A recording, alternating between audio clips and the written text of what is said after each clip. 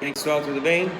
Essa semana nós estamos trabalhando com práticas corporais de aventura na natureza, com o 9º ano. Então, primeiramente, a gente dividiu os grupos, uma divisão simples, né? Cada um, 4 leads, cada líder foi escolhendo seu grupo. Depois disso, foi entregue 5 garrafinhas para o grupo, colocaram papel dentro para diferenciar das outras.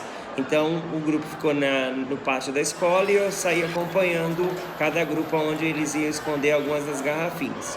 Depois foi reunido os grupos, os meninos e as meninas que estavam lá se organizaram, foram dando as dicas, baseado entre norte e sul. A gente já tinha